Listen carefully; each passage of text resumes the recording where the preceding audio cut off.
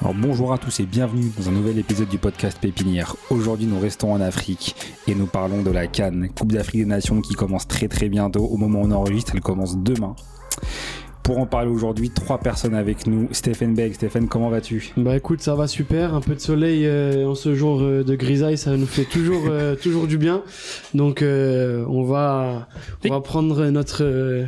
Tu sais qu'il a plu au Maroc là, c'est vrai, j'ai vu, ils annonçaient 10 jours de pluie là, non ? Ouais, non, franchement, je sais pas ce que ça va donner demain, mais a priori, non, ouais, il a énormément plu. Hein. Bon, tant que les terrains ont le bon drainage, tout va bien. T'inquiète pas, il y a la moitié du PIB qui est parti dans les terrains là, donc tout va partir, tout va être évacué. Avec nous, Omar Stour. Omar, comment vas-tu ? Eh bien, je vais bien, salut à tous, ravi d'être en studio aujourd'hui, pour une fois, ça fait longtemps. Et puisque visiblement je suis un peu loin du micro.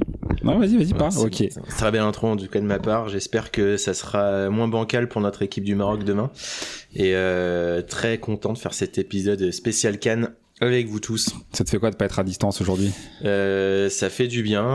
Je me sens entre amis. Ça fait pas du bien honnêtement pour nous, mais écoute, on va. C'est pas grave, l'essentiel c'est. C'est bienvenu quand même. Le meilleur élément du podcast est en studio. Je sais que ça peut vous impressionner, mais C'est la pression du terrain, c'est ça. Tariq Benbou, comment vas-tu ? Bonjour à tous, ça va très bien, très excité par ce podcast, la CAN, etc. J'ai hâte. Ah ouais, grand moment. Petit instant promotion les amis, comme je le dis toujours, cliquez les amis, le podcast est lancé, toujours des gros projets arrivent. Nous sommes présents sur tous les réseaux, Instagram, Apple Podcast, Spotify, Deezer et aussi sur Amazon Podcast aujourd'hui. Amazon Music aujourd'hui, je pense qu'on doit avoir une écoute dessus et en tout cas merci à Jeff Bezos de nous permettre de diffuser notre podcast.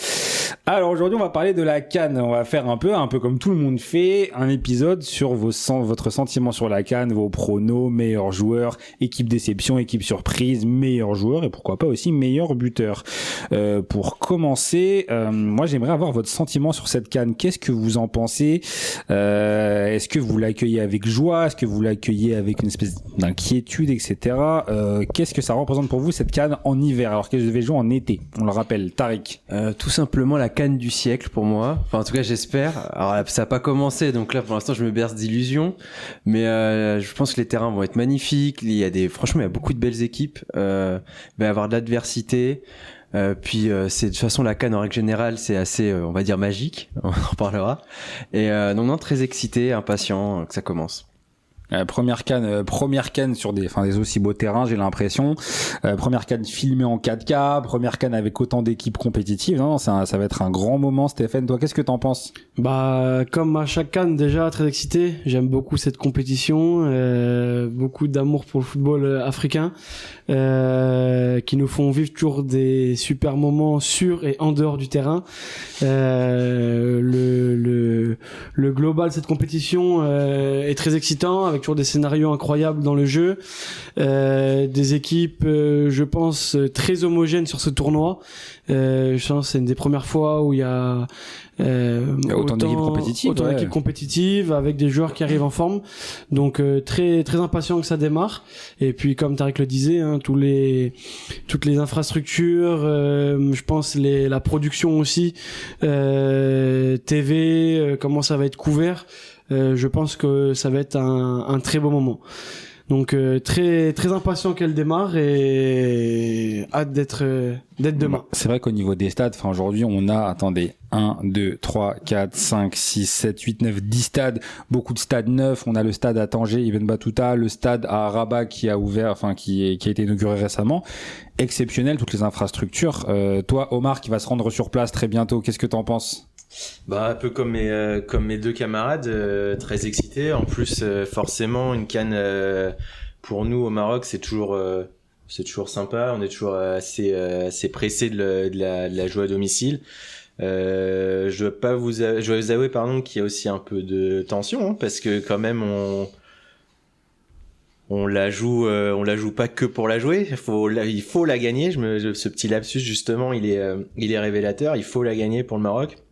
Il suffira pas juste de faire une demi ou une finale, mais forcément comme vous l'avez tous dit, le fait qu'elle soit dans des très belles infrastructures, déjà, et ça ajoute cette qualité et cette excitation. Et puis ouais, comme disait Stéphane, forcément la CAN, moi c'est toujours une compétition que j'aime bien. C'est pas celle que je suis le plus, mais c'est une compétition que j'aime bien. Elle est toujours agréable, toujours des matchs très sympas. Ça, c'est l'avantage que j'ai, c'est que j'ai jamais cette pression-là de la victoire où on n'est jamais qualifié. La dernière participation de l'île Maurice, c'était en 1974.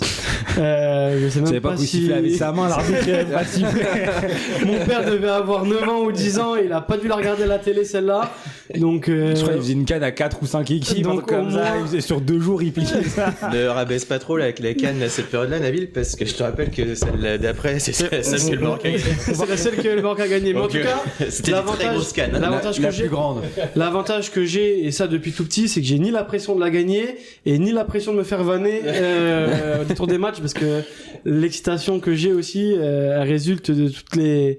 On a grandi avec tellement de personnes d'origine diverses et variées que la CAN a toujours été une session vanne très très importante de l'année. C'est vrai que c'est vrai que la session Un vanne de la CAN rendez-vous fait mal. Hein. incontournable et je suis très chanceux de pouvoir être que du côté des vanneurs et pas ceux qui sont vannés. Non, mais Donc c'est vrai gros plaisir sur honnêtement, sur ça. en tant que Marocain, c'est dur. Enfin, on va en reparler un peu plus Ouais, tard, ouais. mais vivre la CAN en tant que Marocain, c'est pas facile. Hein. Petite déception, Les contre-performances et puis genre les amis vanneurs, etc. Waouh. Et surtout aussi, j'ai oublié de dire, il y a le public africain. Et le public africain, c'est beaucoup de grands moments dans les tribunes aussi, donc ça va être aussi assez marrant et un grand spectacle. C'est lequel votre préféré moment africain dans les tribunes? Bah, je pense que le plus récent a été quand même bien marquant avec le tonton qui avait voulu draguer Je pense exactement au qui même. avait voulu draguer une jeune fille en tribune et malheureusement c'est au moment où il est Incroyable. filmé par la télévision internationale en Je mondiovisuel. crois qu'il était marié en plus. Il était marié, Incroyable. il s'excusait en public sur sur le plateau, ils l'ont invité. Et je suis pas sûr que son mariage c'est bien terminé, mais en tout cas, c'était un grand moment de la dernière CAN. On lui passe le bonjour, en Oui. tout cas, s'il nous écoute. J'écoute, c'est sûr. Moi, j'avais la scène, je sais pas si c'était pendant la CAN, le mec qui met sa tête devant la caméra, là. Ah oui, mais si. ça date un peu. Ça date un peu, ouais. C'est pas sa dernière, mais c'est effectivement, extraordinaire. où du coup, effectivement, le réalisateur a filmé juste le gros cochis de, Exceptionnel. le gros cochis d'un spectateur, au lieu de nous filmer. En plus, ça a duré bien 5-10 secondes. Oui, hein, c'était oui, pas- oui. ouais. Après, je pense que le test caméra avait pas été fait correctement par les monteurs, parce que si un spectateur peut déranger juste en se levant et en célébrant, bon, c'est que le travail en amont a bien Je été. crois qu'il célébrait même pas, il était juste debout. Oui, oui, c'est oui. exactement Vivre ça. un match debout, on aura l'occasion, je pense, de parler du foot au stade dans un épisode prochain, mais je pense que vivre un match de foot debout, c'est très sympa, et donc cet homme-là, justement, voulait vivre le match comme ça, et puis, voilà, il s'est mis devant la caméra. et Comment puis- lui en vouloir? C'est la meilleure place. Et t'as raison, et puis l'Afrique a, enfin, en tout cas, quand on regarde les matchs, c'est là où je pense qu'il y a le plus de monde debout, là où le Oui, public est le plus vivant, avec peut-être l'Amérique du Sud. Je me disais exactement pareil. Je pense que c'est plus en Europe où on a des spectateurs, alors Oui. que là tout le monde est fervent Je sais supporter qu'en de en l'équipe. quoi. Angleterre, on n'a quasiment pas le droit de se lever dans les stades, voire plus Bah, du ça tout. dépend de la zone, ouais. Ouais, à Dépend. part sur sur les célébrations. Honnêtement, ça enlève un certain Ça dépend charme. de- Non, derrière les buts, ouais. tu as le droit de, Ouais, t'as le droit ouais, d'être debout, mais en tout cas, c'est vrai que le public, la majorité du stade est quand même assis, Ouais. alors qu'en Amérique du Sud et en Afrique, quand même, C'est très les. contrôlé en Angleterre. Ouais. Oui, Bah, après, Bah, c'est ils ont quand même depuis, un passé assez lourd c'est et. ça. Le hooliganisme, Déjà, c'est tu peux pas prendre ta bière sur l'air de jeu, donc c'est un peu un problème. Bah, c'est- Expérience vécue.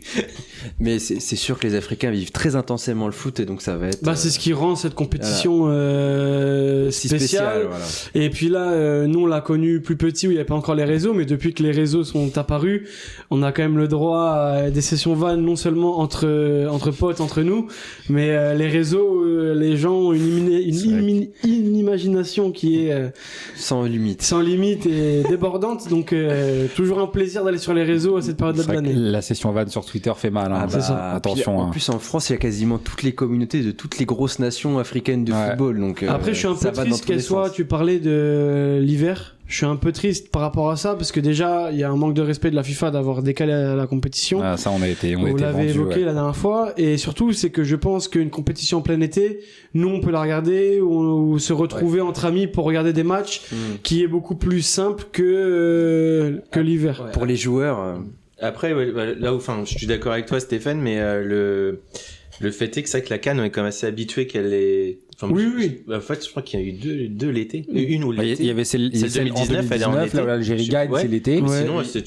toujours joué l'hiver. Au final. Ouais, mais Oui. je trouve que ça démontre quand même un manque de respect, Après, un manque de oui, considération. moi. Bah, surtout celle-là qui est de base prévue Surtout que l'été. celle-là était vraiment programmée l'été, quoi. C'est ça. Parce que le Maroc aurait pu demander à la jouer l'hiver et j'aurais compris, parce que 50 degrés dans Marrakech On n'est l'été. pas obligé d'aller à Marrakech. Ben si, c'est la plus belle ville du Maroc. On peut aller dans une ville. Non, surtout pas à Casablanca et sa pollution. Je ne veux monstrueuse. pas aller à Casablanca puisque cette ville est affreuse. Mais ça aurait été compliqué Non, pour les les gars, conditions non, de jeu, ça aurait ça été va dur pas. pour les joueurs, je pense, quand même. Je pense Casablanca. Mais oui, je suis non, ça d'accord. aurait été dur pour l'organisme. Non, mais évidemment, c'est clair. Mais ce que je veux dire, c'est que Ah, mais y a en moyen. tant que spectateur, Ah, je sais pas. en tant que Sûr que spectateur, la vivre depuis pour nous, au c'est moins sûr que faire des- non, mais après, se l'été. réunir, avoir une ambiance estivale pour les compétitions internationales, c'est c'est toujours un Ah oui. plaisir. Non, mais Après, la tout- Coupe du Monde 2030 se joue au Maroc, enfin, en une partie au Maroc l'été. Donc, visiblement, c'est pas un Non, problème. mais, des non, mais 50 tout, degrés à tout ce qui est Marrakech. Tanger, Rabat, Casablanca. Oui, oui. Et puis on a eu des coupes du monde qui sont jouées au Mexique ou Oui. C'était un truc, hein, oui, Mexique. au Brésil là en 2014 et puis Non, genre, c'était l'hiver au Brésil. Ouais. Mais non, la Non, coupe non, du monde c'était en l'été. C'était l'hiver chez eux.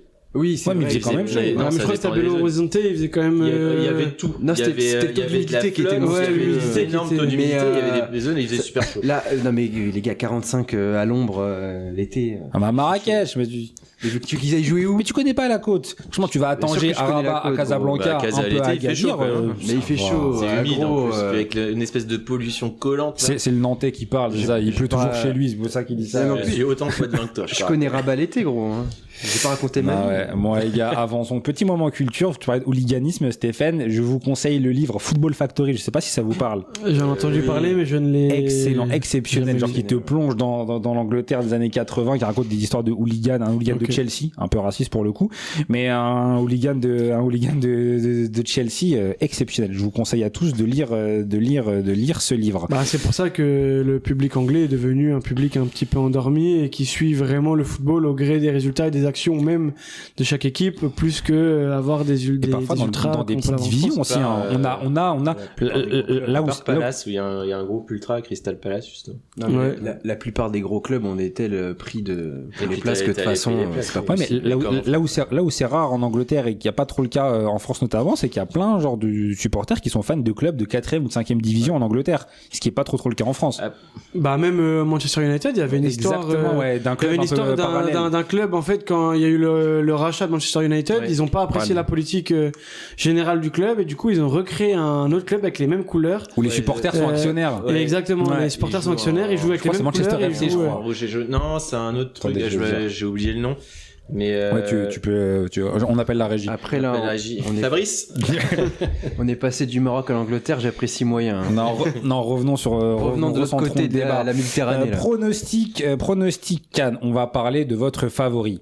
Les amis, je vais vous demander votre favori pour cette CAN et de justifier votre choix. Stéphane, qui as-tu choisi? Alors, si le présentateur me permet, j'en ai deux en favori.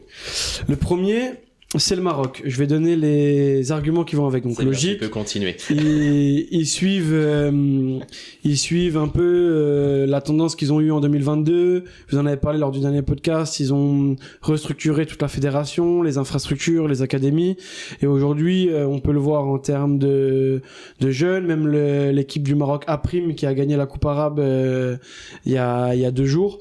Donc le potentiel y est, le niveau de jeu y est. Il y a une statistique aussi que j'ai retrouvée en venant, c'est que 32% des vainqueurs de CAN ont été à domicile. Donc Ok. ça fait qu'un vainqueur sur 3 est à domicile. C'est un facteur, on parlait tout à l'heure de la ferveur du public africain, et effectivement il joue. J'ai écouté un podcast une interview de Marwan Chamakh récemment, où il parlait de la finale de 2004 où ils perdent contre la Tunisie, et où il disait justement Qu'on que pouvait pas gagner à domicile, c'était c'était ça. impossible de Ouais. gagner là-bas parce que toutes les conditions, donc on va parler du sportif mais aussi du extra sportif, donc que ce soit les supporters, la mise en condition, bus, nourriture, enfin un peu le tout. J'ai vécu ça à une moindre échelle, c'était pas la finale de la CAN, mais en tout cas je l'ai vécu. où effectivement un pays africain qui reçoit sait mettre dans les bonnes conditions ses joueurs et dans les mauvaises les adversaires. Très mauvaises les adversaires. Tu peux raconter ce qui t'est arrivé ou c'est trop demandé? Non, j'ai encore quelques problèmes intestinaux qui datent d'il y a 12 ans, dû à la magnifique fédération des Comores d'ailleurs qui s'est très bien restructurée. Hein. Bien restructurée et chapeau parce que quand je vois ce que c'était à l'époque où il y a 10-15 ans où ils étaient un petit peu la risée de l'Afrique de l'Est et de l'océan Indien, ont réussi à se qualifier pour 2 CAN et à attirer pas mal de binationaux, à restructurer toute l'infrastructure et le pays. Donc pour la petite histoire, on était en compétition aux Comores avec l'île Maurice et premier match, ils nous disent qu'il n'y a plus assez de place dans le bus, donc il paraissait un petit peu fou quand même d'avoir une escorte policière, mais pas assez de place dans un bus. Donc ils nous disent que seul le coach ne peut pas monter dans le bus, et donc il doit prendre une voiture qui nous suivrait. Et arrivant au stade, donc on se change. Heureusement qu'on a fait la causerie au préalable, mais toujours pas de coach. Alors pourtant, on est parti du même endroit, donc on devrait arriver au même endroit à la même heure. Et pas de nouvelles du coach. Nous, on veut sortir pour l'échauffement avec le préparateur physique. On nous dit que tant que le coach n'a pas signé la feuille de match, la FIFA n'autorise pas aux joueurs d'aller sur à l'échauffement. Donc pas d'échauffement pour nous. On joue à 15h, il fait 40 degrés. Le bus a d'ailleurs mis 2 heures pour une route qui doit en faire que 30 minutes sans clim et sans fenêtre. Exceptionnel. Et donc on arrive là-bas. Donc les conditions, déjà on a transpiré, je pense, autant que sur le match qui arrive. Et le coach arrive que 20 minutes avant, donc on sort que 5 minutes parce qu'après il y a tout le protocole des hymnes, etc. Et à la mi-temps, il y a pas mal de gens qui se sentent pas bien et c'est la première fois que je vois 100% des joueurs de l'équipe rentrer en courant au vestiaire à la mi-temps. En général, on marche parce qu'on vient de courir pendant 45 minutes.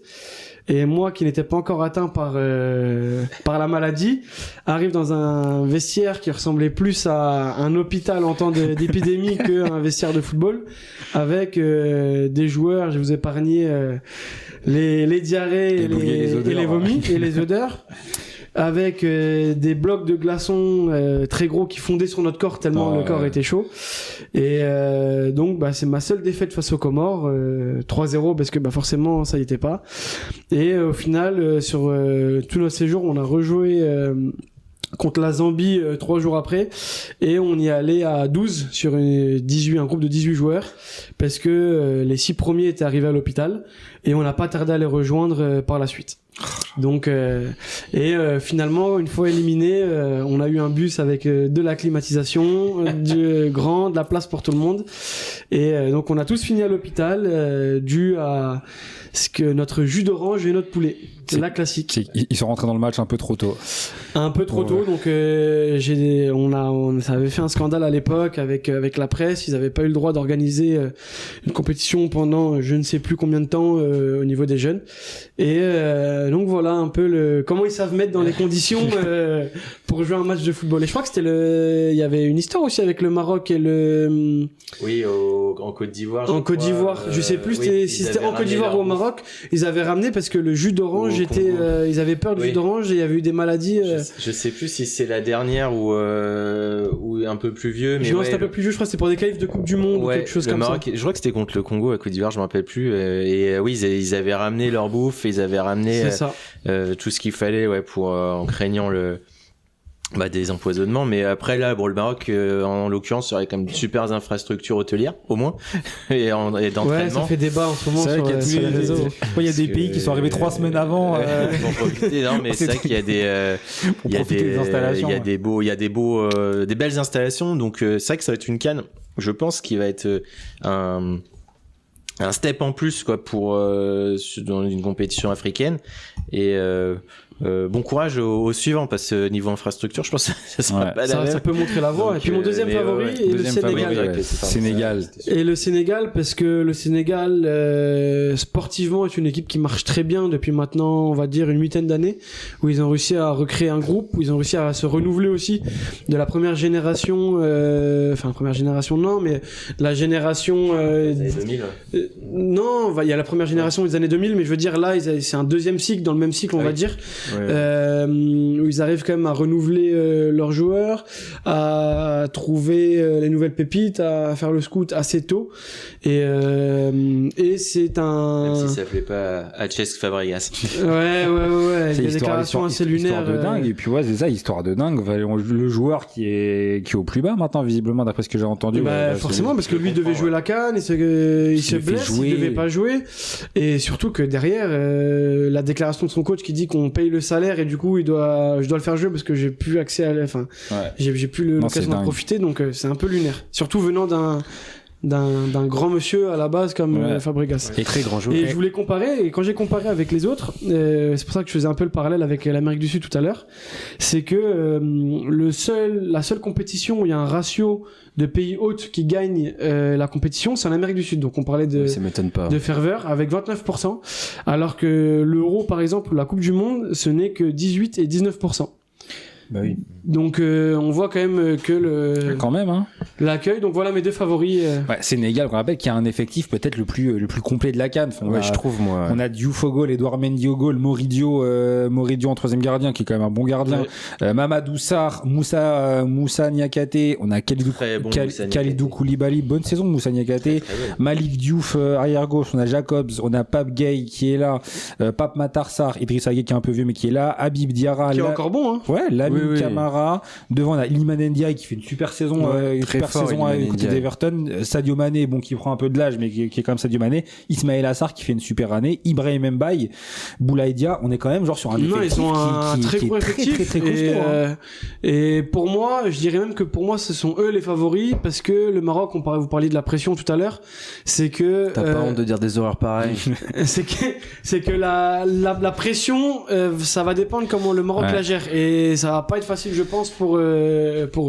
Aussi sur le Sénégal, ça fait pas mal de temps maintenant que la CAN, ils ont des bons résultats. Ils avaient fait finale contre l'Algérie, ils la gagnent ensuite.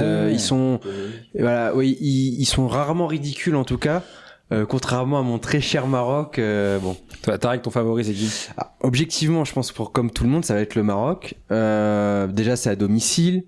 Aussi, il y a toujours eu un truc, je pense à la CAN, c'est qu'il y a beaucoup de pays où les infrastructures sont pas exceptionnelles et les joueurs qui ont l'habitude de jouer en Europe, ils sont un peu nivelés, ils sont pas aussi performants en tout cas qu'ils devraient l'être. Et je pense que là, les infrastructures au Maroc vont avoir un petit goût, de Coupe du Monde au Qatar. Le public avec eux, les infrastructures, etc. Donc je pense que les sélections qui ont beaucoup de joueurs africains. Et il y aura aussi des stades pleins là cette fois. On a toute la diaspora, la communauté qui vient d'Europe, etc. qui va venir. Il va y avoir beaucoup de franco-marocains. Et puis même franco-tout, parce que c'est à côté toute la diaspora qui habite en Europe. Beaucoup d'Algériens qui y vont, Comoriens. Les matchs du Maroc et de l'Algérie sont pleins depuis le début. Donc moi je me suis heurté à la billetterie. Ok, ouais. Non, mais ouais. Mais donc, je pense que les joueurs marocains qui jouent en Europe vont être plus performants que d'habitude parce que ils vont retrouver les mêmes infrastructures. Après, la question, ça va être la pression, effectivement. Ça, c'est la grosse question. Surtout que le Maroc, on a l'impression qu'ils n'ont pas le droit à l'erreur parce que le Maroc, au-delà de leur niveau actuel et au-delà du fait que ce soit une sélection, au niveau mondial qui a un très bon niveau depuis quelques temps, toutes les autres sélections juniors, féminines, là on a l'équipe A' avec la Coupe arabe, ils se placent, soit ils gagnent, soit ils arrivent en demi ou en finale de toutes les compétitions quasiment auxquelles ils concourent. Après en Afrique, souvent quand on parle de favoris, et sur les allées on va prendre les 5-6 dernières CAN, c'est rarement le favori qui a gagné la compétition, j'ai l'impression. Donc nous on peut évoquer des favoris par rapport au contexte et par rapport aux joueurs, mais j'ai pas le souvenir. Pour moi le dernier favori qui a gagné une CAN, c'est l'Égypte dans les années 2000. Oui, mais je veux dire, depuis, il n'y a pas eu de vrai favori qui a gagné la CAN. Il y a souvent eu des surprises ou des équipes qui étaient déjà en place, mais par exemple, si on prend la Côte d'Ivoire ou le Cameroun, qui ne sont pas favoris sur cette compétition-là, mais qui peuvent aller la chercher là où ils sont pas attendus, justement. Ouais, plus ces équipes outsiders ou chapeau 2, en tout cas, des favoris qui... Omar, ton favori? Je vais pas être très original. Pour mon favori, c'est le Maroc. Je vais essayer d'étayer un petit peu mon avis. Alors, comme Tariq l'a dit, effectivement, il y a les stades pleins, il y a les infrastructures, certes. Je te rejoins pas sur un truc, c'est que contrairement au Qatar 2022, la Coupe du Monde, tu vas avoir des adversaires qui ne vont pas jouer de la même manière. Donc ça, pour moi, c'est un gros point d'interrogation. Qu'est-ce que va être capable de faire cette équipe avec le ballon? On sait que c'est un peu le problème de l'équipe de Walid Regragui. Je sais que Nabil n'en pense pas moins. Même si on va être les premiers supporters de Walid c'est pendant un mois, on l'espère. Mais en tout cas, enfin, on a fait le petit point là, sur l'effectif du Sénégal. Je pense que si on fait la même sur l'effectif du Maroc, il est quand même très si on le fait rapidement, Yacine Bounou au goal, qui a un gardien qu'on ne présente pas, Naïf Aguerd en défense. Monstrueux. Bon, Romain Saïs qui a quand même un peu d'expérience, qui est pas dingue. On a Adam Massina, Yamik. Ensuite, quand on arrive au milieu, enfin, on a Hakimi, bien évidemment, qui va arriver blessé, mais il a pas pris le mec de Rennes là. Si, il a pris Ait Boudlal.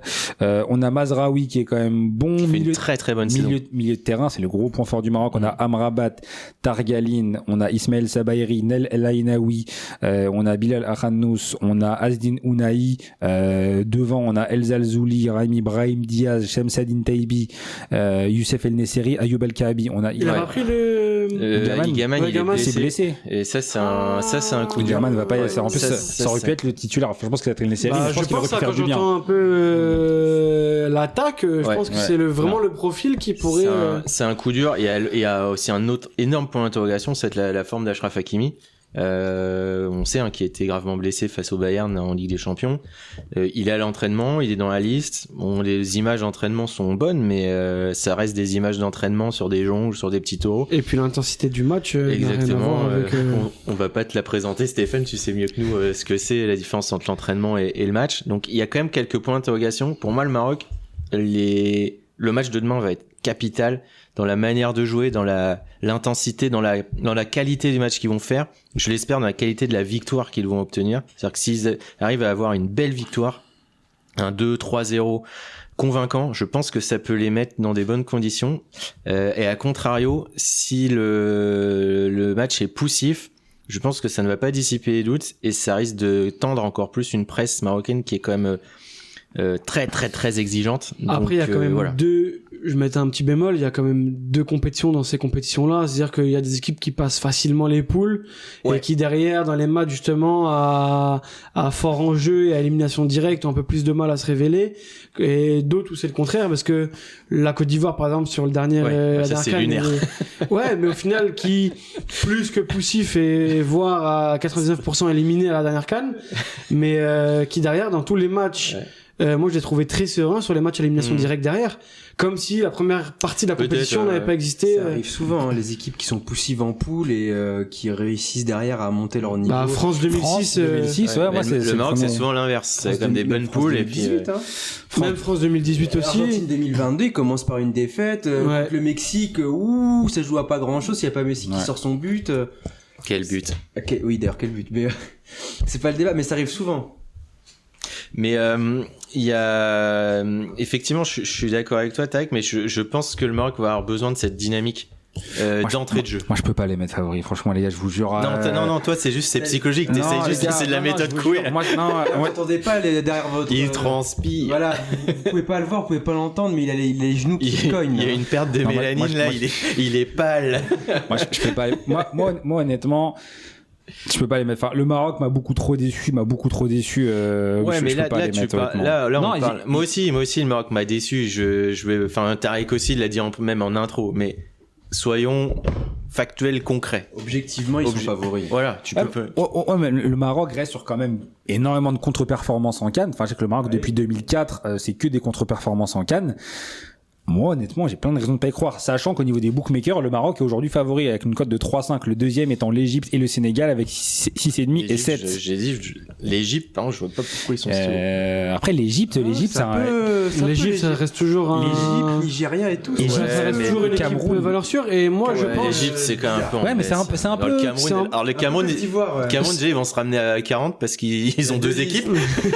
Il y a pas une petite odeur de Côte d'Ivoire derrière Cannes? Où la Côte d'Ivoire, il y avait des gros débat, le sélectionneur qui part au milieu de la CAN. La Côte d'Ivoire, il y a aussi des gros débats aujourd'hui. Hein. Il y a encore des gros débats, hein, parce que là, maintenant, Ouais, on c'est apprend vrai. que la non-sélection de Nicolas Pepe, ce n'est pas le C'est sélectionneur, évident, mais c'est c'est évident.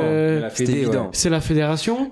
Nicolas Bébé, qu'on et soutient toujours aujourd'hui. Hein, Et puis l'Égypte, c'est que ça reste une valeur sûre africaine. Et par exemple, je pense qu'il y a un joueur qui va être très bon. Ça, c'est pas mon joueur de. On va en venir après nos joueurs favoris, on va dire pour la CAN, mais un joueur comme Mohamed Salah, je pense qu'aujourd'hui, qui n'est pas en santé à Liverpool où ça se passe mal, arrivé en revanchard et en leader de son équipe nationale. Pour lui, c'est peut-être sa dernière chance, c'est sa dernière chance. de performer avec l'Égypte. Il va être frais. Et moi, je pense que ça peut être un élément clé, l'Égypte, à ne pas négliger, je pense. Non, non, faut je peux- jamais les négliger, les Égyptiens, mais je les vois pas si haut. Et, Parce que Mohamed Salah, 33 ans, c'est peut-être Salah, moi, j'ai la l'impression dernière qu'il est chance un pour petit lui. peu Hein. sur la fin. Ok. J'essaie de retrouver une. Les un amis, cran en dessous, moi aussi. les amis, moi l'Égypte, il faut jamais enterrer l'Égypte. Non, bien sûr Au que niveau non. africain, il faut jamais enterrer l'Égypte. Les amis, avançons. Je vais vous demander votre équipe surprise pour cette CAN. Qui va faire forte impression dans le cas de cette compétition? Stéphane, qui tu as choisi? Moi, il y a une équipe que j'apprécie beaucoup depuis quelques temps, c'est le Cap-Vert.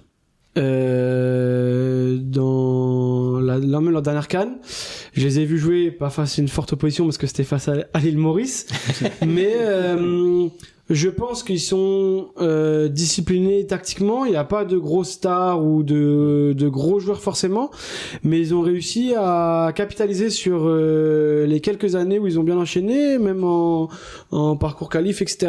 Et je trouve que le Cap-Vert est une équipe qui peut être surprenante. Alors, pas de là à gagner la CAN, mais à atteindre un quart de finale ou quelque chose de... Quart de finaliste, hein, la dernière. Ouais.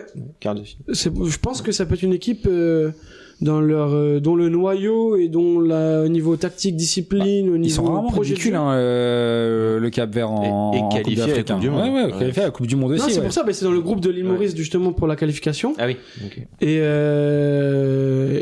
honnêtement, je trouve que le projet de jeu, etc., Tu regardes les matchs de Maurice ou pas? que quand c'était contre le Cameroun et le Cap-Vert. Ok.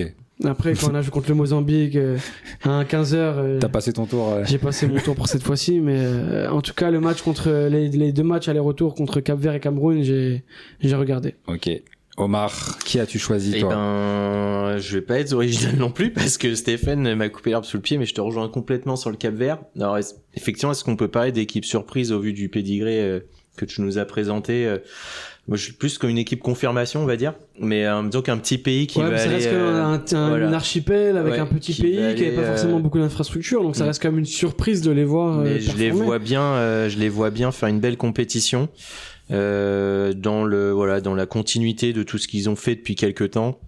Je vois bien le Cap-Vert, pourquoi pas aller chipper une place au moins en quart et pourquoi pas plus une petite demi et Ouais, puis pourquoi après pas, ça ouais. peut bien tourner, on sait jamais. Mais ouais, je vois le Cap-Vert également de mon côté. Ok. Tarek. Alors moi, j'hésitais entre deux. J'en ai un réaliste et un irréaliste. Bon, je vais prendre l'irréaliste, évidemment. On est là un peu pour pimenter les choses. Je vois les Comores sortir des poules. Ouais. J'aime Ouais. beaucoup parce que j'ai hésité entre les deux. Ah, je trouve que Stéphane avait parlé au début qu'ils sont en pleine progression depuis quelques années. Alors, la poule, j'allais dire, est accessible. Il y a la Zambie, le Maroc et le Mali. Je les vois pas battre le Maroc la première journée. Donc ça, ils vont commencer peut-être un peu dans le dur, mais après, Je pense Zambie que peuvent le le Mali, faire. ben, Et Mali, Moi, je pense que leur premier match va être déterminant. Genre, ça comment va être dur. ils vont Maroc. sûrement perdre, mais comment je ils perdent, pense, tu je veux pense dire que leur attitude dans le premier match va être déterminant. On espère. En tout cas, les Comores, j'ai hésité avec entre les deux pays parce qu'effectivement, ils ont une poule qui est abordable et surtout trouve, la restructuration réelle au niveau projet de jeu, au niveau infrastructure, au niveau tout ce qu'ils ont mis en place. Vous en parliez dans le dernier podcast. Il fallait, on va dire, une dizaine d'années pour créer une génération et arriver à avoir une équipe montante. Aujourd'hui, je pense qu'ils sont matures, ils ont déjà vécu une CAN, donc ils ont déjà un peu cette expérience-là de ne plus être que dans le bonus. Mais en tout cas, Peut-être que s'ils mettent pas leur arrière gauche au goal cette fois-ci, je pense qu'il y a moyen qu'ils gagnent un match. Je pense que c'était un légendaire, ça. C'était à la Coupe du Monde la Coupe d'Afrique au Cameroun, je crois. Où il y avait des cas de Covid qui étaient déclarés de manière inopinée 1 heure avant le match. Et puis après, grosse déception parce que ça peut pas être ma surprise étant donné qu'ils sont pas qualifiés, la Mauritanie. La Mauritanie, parce que déjà avec est-ce qu'il a demandé à Belmadi de se préparer, a été resté légendaire. C'était légendaire. Et puis avec un proche qui joue dans la sélection mauritanienne, donc du coup un peu déception qu'il ne soit pas là, mais ma surprise aurait été celle-ci. C'est qu'il y avait Aboubacar Kamara, je sais pas si vous vous rappelez, en Mauritanie, qui mettait 47. AK-47. Avec des lunettes Cartier en conférence de presse, tapis de prière et lunettes Cartier torse nu. Magnifique, franchement. Génial. Incroyable. Ok. Moi, les gars, si j'avais je pense que mon équipe surprise, moi, honnêtement, va être l'Algérie. Je pense que l'Algérie. Dans quel sens? Non, je pense en bien. Je pense que c'est une équipe, je pense qui a un tournant de son histoire. Qu'est-ce qu'il y a? Tu vois pas le Maroc gagner, voilà l'Algérie faire une Je surprise. pense pas l'Algérie. Non, pas forcément pour la victoire finale, mais je pense que l'Algérie. C'est le même Scooby-Doo là où t'enlèves le masque.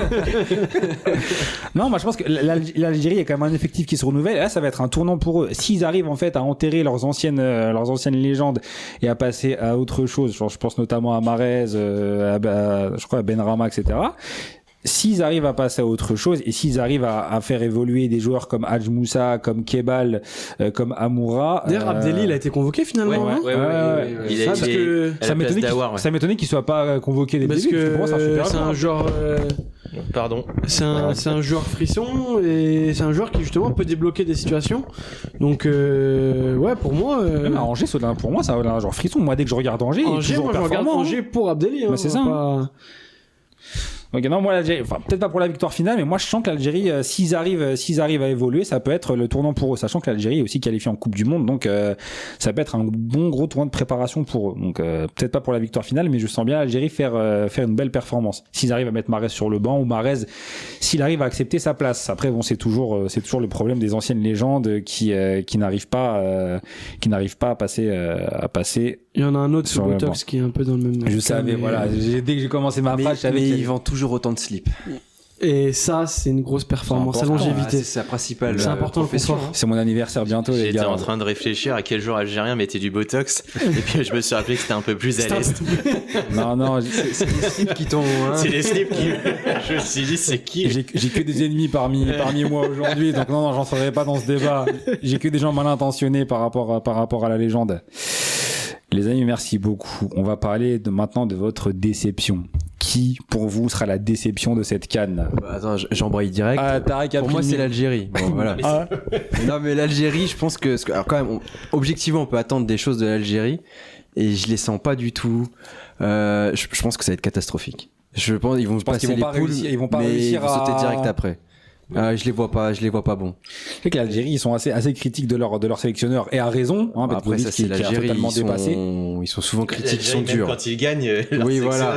Ils sont durs, les Algériens, mais je pense que... Je veux pas dire qu'il était un peu zinzin, mais bon, franchement, Belmadi, à un moment... On va pas être Belmadi si on a un cas similaire. En fait, on va pas parler des sélectionneurs arabes, ce sera un autre épisode. Mais je les sens pas du tout, l'ambiance autour de la sélection, elle est bizarre, le cas Mahrez, il est... Moi, je pense que le Camara, ça va être déterminant pour voir ce qu'ils vont réussir à évoluer ou pas. Je pense que c'est vraiment la compétition qui va leur permettre d'évoluer ou non. Sachant que l'Algérie, aujourd'hui, ils ont quand même pas mal de bons joueurs. Après, ce que j'allais dire, parce que ils ont quand même une équipe qui est calibrée. Voilà, on est d'accord. Mais ils ont quand même Amoura. Mais c'est pour ça déception. Amoura qui en Allemagne est très très bon. Ilan Kebal cette année qui est très bon. Fort. Hadj Moussa qui est très bon en Hollande. Omar, t'as pas l'air d'accord. Farah Shaibi qui revient cette année, Ibrahim Maza à Leverkusen qui est très bon cette année. Enfin, on est quand même. Allez hop, dehors tout ça. Je trouve que moi je suis totalement d'accord avec Tariq. Pour moi, je vois en flop l'Algérie. Pour les mêmes raisons, justement, ça tombe bien. Pour une fois, on n'est pas d'accord. Ça plaira à nos auditeurs réguliers que tu connais bien. Et du coup, pour moi, je vois pour tous les éléments qu'on vient de dire, il y a quand même quelques tensions en interne. Il y a une sélection qui n'est pas sereine en interne, avec un sélectionneur avec lequel ça marche pas très très bien. Alors effectivement, ils se sont qualifiés pour la Coupe du Monde. On est quand même sur une Coupe du Monde de plus en plus large, donc se qualifier va être moins compliqué. Je pense qu'il y a rien de fou à ce que l'Algérie se qualifie en Coupe du Monde désormais. Comme il y aura rien de fou à ce que l'Algérie passe les poules, parce que c'est des groupes de 2, de 4 avec un des meilleurs troisièmes, je pense qu'ils y seront. Mais je ne les vois pas faire grand chose. Pour moi, une Algérie qui ne va pas au moins en quart, ce ne sera pas une compétition réussie, et je ne les vois pas aller aussi loin. Moi, je pense la demi pour l'Algérie. Ouais, c'est demi minimum, non, Moi, je pour pense que c'est l'Algérie. l'Algérie. Sur le papier, pour moi, c'est demi minimum, sauf tirage difficile, etc. Dans un tel contexte, Je pense pas, ils sont pas tombés dans l'anonymat, mais genre c'est une sélection qui est quand même passée au second plan, au troisième plan des sélections africaines aujourd'hui. Elle a souvent été au second plan. Elle a eu une bonne phase là, mais ça. Ouais, mais depuis 2010, les années 2010, Si, parce les que ont mis un derrière, peu ils ont sur quand même le réussi. devant de la scène, mais sinon c'est Après laquelle ils ont quand même réussi à ramener pas mal de binationaux, ils ont quand même reconstruit un groupe, enfin, chose qui n'était pas le cas auparavant. Quoi. Exactement. Et là, les gars, franchement, leur sélection, ils ont Aït Nouri que j'ai pas cité, qui est quand même il a pas joué de la saison. Ouais, mais il est quand même là. Genre, Oui, d'accord, le mec il a pas joué. Ok. Stéphane, toi, ta déception? Bah, c'est pas encore une déception, mais ceux où je pense que ça va être compliqué pour eux, c'est le Cameroun. Le Cameroun aujourd'hui, alors tout ce qui se passe en interne entre, on en a parlé tout à l'heure, les deux sélections, les deux listes distinctes, le sélectionneur qui est viré par le président de la fédération, mais comme il a été embauché par le ministère des Sports, il est encore en poste, et finalement le enfin c'est une cacophonie pas possible sur le terrain. Bah, comme je vous ai dit, j'ai regardé quelques matchs cette année. Et il en ressort rien dans le projet de jeu, dans les courses, dans l'intention, dans la cohésion. Onana qui n'est pas sélectionné parce que trop de problèmes en interne. Il crée apparemment. Dans quelle liste il est pas sélectionné? Dans celle qui va en tout cas. C'est celle d'Eto ou c'est celle du ministère qui va là? Non, c'est celle d'Eto. C'est celle d'Eto qui va? Non, pas Eto, fils. Fils, putain, c'est vrai, pas parler au Maroc. Et puis avec leur meilleur joueur qui toujours est là dans les grandes compétitions, Aboubacar, qui, bah pareil, je sais pas si c'est l'ego ou qu'est-ce qui se passe, mais c'est un joueur que j'aime beaucoup, mais qui est le même Samuel Eto'o décide de mettre sur le côté. Est-ce pour son record, comme les rumeurs le disent, pour préserver son record? Ça m'étonnerait pas, franchement. Ou est-ce que c'est parce qu'il est plus haut niveau? J'ai une petite idée pour la première option. Donc aujourd'hui, le Cameroun, avec toute l'ambiance, le niveau de jeu, ce qui produit, tous les règlements de compte interne, c'est une équipe que je ne vois pas aller loin, et je dirais même je ne les vois pas passer les poules malgré les meilleurs troisièmes. Totalement d'accord, moi, le Cameroun. Il y a un gros groupe. Hein. Pourtant, le Cameroun, c'est un bel effectif. Hein, mais sur le papier, mais sur le l'ambiance papier, autour mais et tout, je suis d'accord. Moi, j'annonce le Cameroun, le résumé du Cameroun, ça va être une sortie de Samuel Eto'o légendaire encore pendant la CAN, et ce sera tout. Par contre, on peut toujours remercier nos amis camerounais parce que le divertissement est toujours au rendez-vous. Max. La convocation de Nathan Douala sur la dernière CAN. Lui et son enceinte nous ont quand même sauvé la vie. Ça, c'est extraordinaire. Cette année, il y a un joueur de D4 brésilienne. Et cette année, un joueur de D4 brésilienne. Et surtout, c'est que dans les déclarations entre les sélectionneurs, Eto'o, qui est le meilleur one-man show qui puisse exister dans le monde du football, honnêtement, sans eux, la CAN aurait une saveur un peu plus amère. En vrai, je sais même pas qui a raison. Est-ce que c'est Eto'o? Est-ce que on s'en fiche. Merci le continent. De cacophonie ambiante qu'on sait même pas qui a raison, qui a tort. Je t'ai dit, j'ai pas de pression. Donc moi, ça me fait juste du divertissement et du rire. Je le prends de la sorte. Vous l'aviez abordé la semaine dernière, mais tout part de la tête quand t'as des gouvernements qui sont pas stables. C'est la citation de Tariq: quand la tête est malade, le corps ne suit pas. Je sais pas si ça vient de Tariq, mais je la connaissais déjà d'avant. Non, tu la connaissais pas. Je pense que c'est lui qui l'a inventé. C'est le philosophe. D'ailleurs, je vais la breveter. Merci beaucoup les amis. On va finir par le joueur du tournoi. Selon vous, ça peut être joueur, meilleur buteur, qui vous voulez ou pas. Joueur du tournoi. Qui vous avez? Je sais que c'est pas forcément facile avant. Omar, est-ce que tu veux commencer? Alors, pour moi, ça va être un joueur qu'on connaît, et surtout Nabil, que tu as déjà vu briller il y a quelques jours, puisqu'il a mis une balle en lucarne de Thibaut Courtois. Unai? Ouais. Ok. Je le vois bien renaître de ses cendres. Ouais. Ok. Moi, j'y crois pas trop, mais j'ai un autre Marocain. Il est capitaine, il aurait pu être ministre. Il présente bien, universitaire, etc. Yacine Bounou, je le sens très très très chaud. C'est vrai que le Maroc, il a souvent été là dans les grands moments. Et le Maroc Bounou a été souvent performant via sa défense. Ouais, et je sens bien Bounou. Alors, en bien Bounou, en mal, je suis désolé, je vais m'acharner. joueur en mal, je vois Mahrez cataclysmique. Enfin bon, mais voilà. Mais c'est Bounou pour moi. Ah, et puisque Tariq parle d'un joueur en mal, je vais moi citer un joueur en mal. Eh bien, je vais aller un petit peu plus à l'est. Je vais rester dans les pays arabes. Contrairement à ce que disait Stéphane tout à l'heure, je sens pas très bien Mohamed Salah sur cette CAN. Ça va être le flop de la CAN niveau joueur. Ouais, tout ce qui se passe là à Liverpool, c'est pas beau. C'est un joueur que j'aime beaucoup, même si je sais pas, enfin j'ai aucune attache avec lui, mais je trouve que c'est un joueur fantastique. Légende des Reds, on va pas le présenter, Mo Salah, mais là je sens que cette saison, c'est un peu la saison de trop au très haut niveau. J'ai peur en fait qu'il compense tout ce qui se passe à Liverpool en sélection. Et je ne vous sens pas très bien. Après, moi, je pense que ça peut être la bonne. Honnêtement, je pense que ça peut être la bonne. Tu sais que moi, j'ai des joueurs que je sens bien cette année. Pour moi, le joueur que je sens vraiment bien, c'est Victor Osimhen. Victor Osimhen, dont on n'a pas forcément trop parlé parce qu'il est parti, il est parti en Turquie. Je crois que Stéphane, tu partages mon point de vue? En fait, c'est que j'avais 3 joueurs en tête, donc là, il m'en reste plus qu'un. Parce que, vas-y. Non, mais finis sur lui parce que Oumar a pris mon premier. Tu prends mon deuxième, il me restera un vas-y, allez, après, j'ai pas envie de te squeezer, vas-y, envoie ton troisième. Non, c'était Mal Ndiaye. Et t'as de la chance, hein. Et en fait, il allait sortir derrière, hein. Ok, c'est que sa forme du moment avec Everton, je la trouve vraiment incroyable. Il marche sur l'eau. Je pense, c'est dans la force de l'âge. Il doit avoir 25 ans maintenant. Je crois que c'est un 2000. Ouais. Je pense que ça va être un joueur pour le Sénégal clé. Un joueur, s'il est en forme, qui peut vraiment créer beaucoup de choses pour la sélection. D'autant son volume de jeu, sa justesse technique, ses choix, tout ce qu'il fait depuis le début de saison. Il a eu un passage un peu malheureux à l'OM, mais il rebondit très très bien. Et pour moi, ça va être un des joueurs clés de cette CAN. Très content d'avoir enfin un avis éclairé sur Iliman Ndiaye, contrairement aux affreux avis de Francky. Francky, je sais qu'à ce moment-là, tu dors, mais écoute bien. On a bien fait de pas l'inviter, hein. Franchement, honnêtement, genre, c'est que l'avis de Francky sur Ndiaye. Catastrophique. Non, mais je pense qu'en vrai, je pense que, bon, ça, on en parle, on fait un petit aparté, mais moi, je pense que réussir à Marseille, c'est peut-être limite plus dur que réussir dans des gros clubs européens. Je pense que t'as un tel niveau qui est pas dingue par rapport à des gros clubs européens et une telle pression. En fait, c'est que t'as la pression des gros clubs. Exactement. Avec ni t'as pas l'encadrement, ni l'encadrement, ni les joueurs qui vont autour, ni le standing. Ouais, c'est ça. Donc en fait, t'as tous les inconvénients sans, on va dire, les avantages qui vont. Le nombre de joueurs qui sont cassés les dents là-bas. Enfin là, il y avait, il y a Ndiaye, il y avait Jonathan Klaus à l'époque qui avait dit que c'était trop pour lui. Jonathan, c'est autre chose.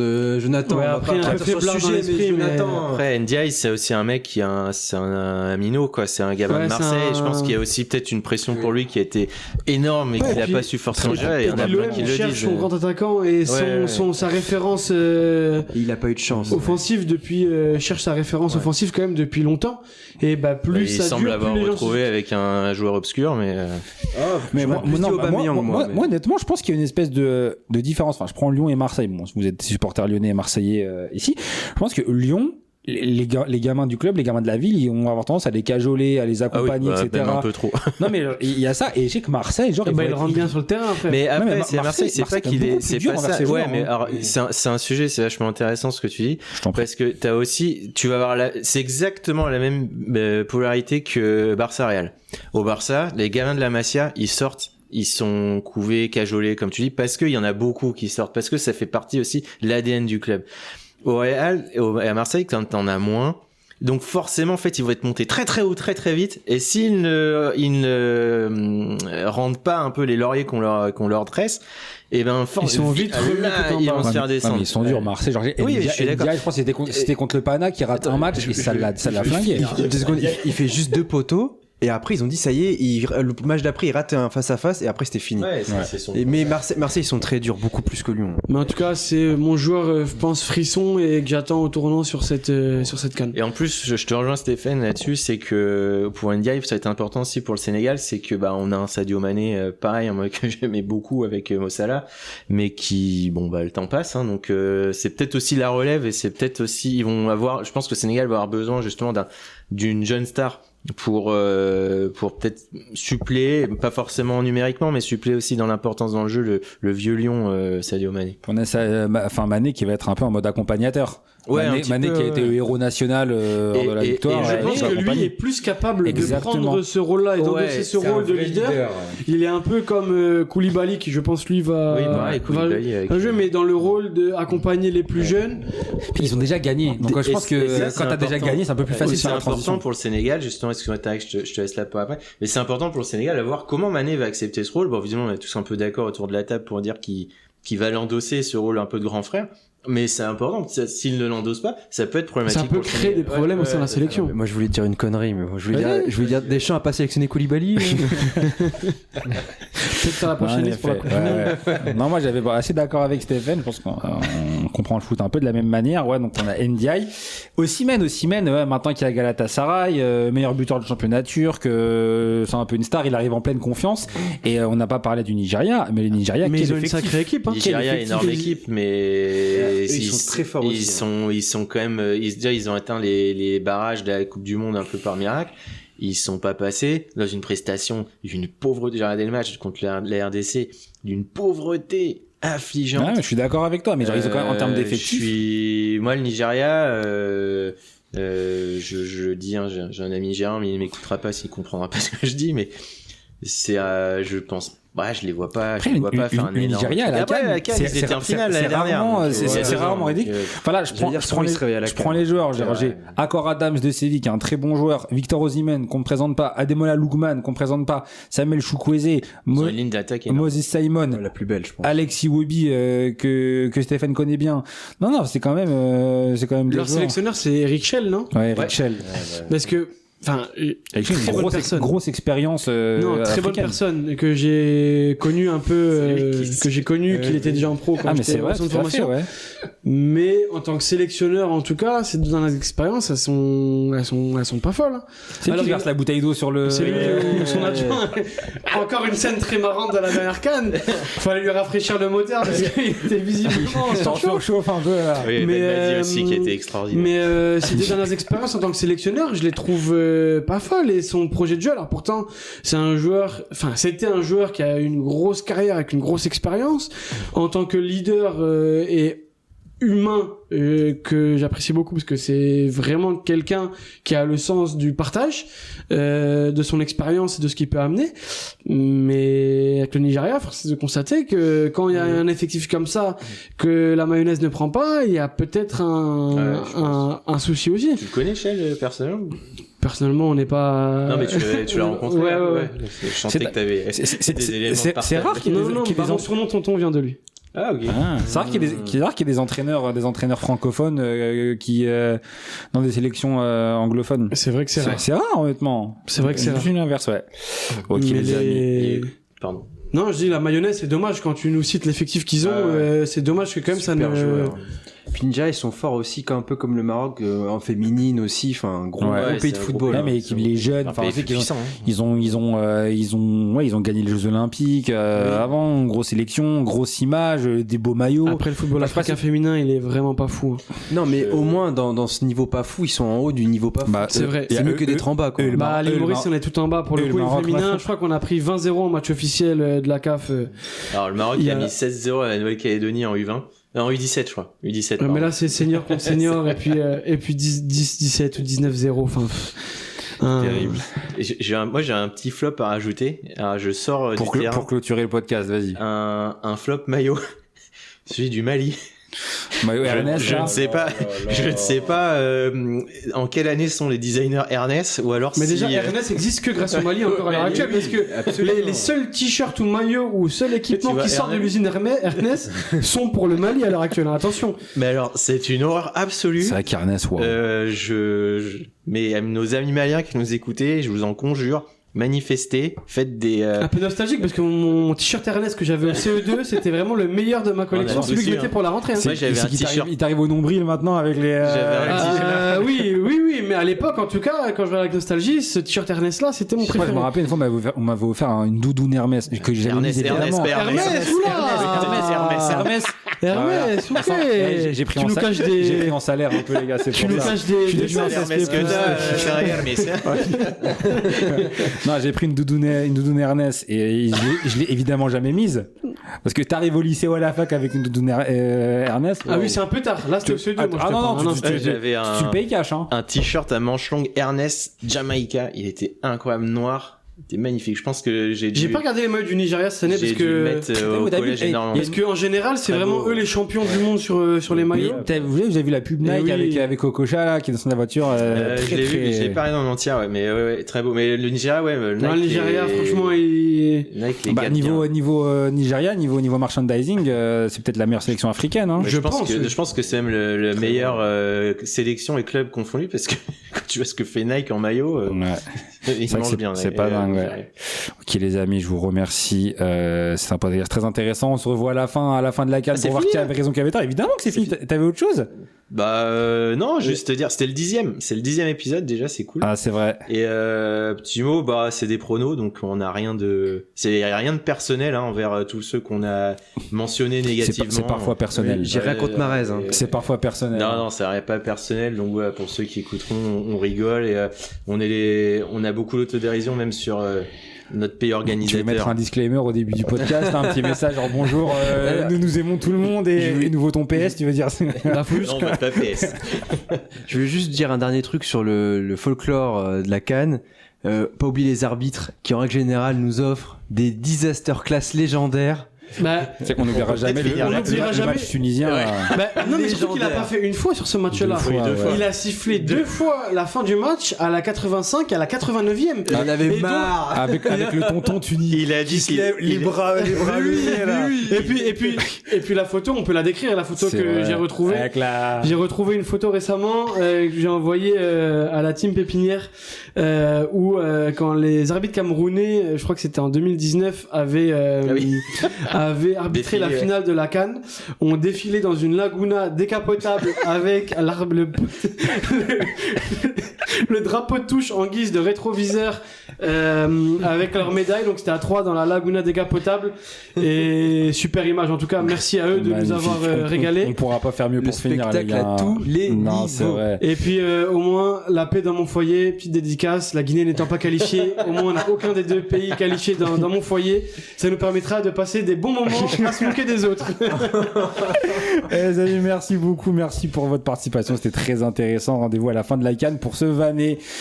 Salut les amis, cliquez, n'oubliez pas. Ciao. Merci, salut et bonne canne.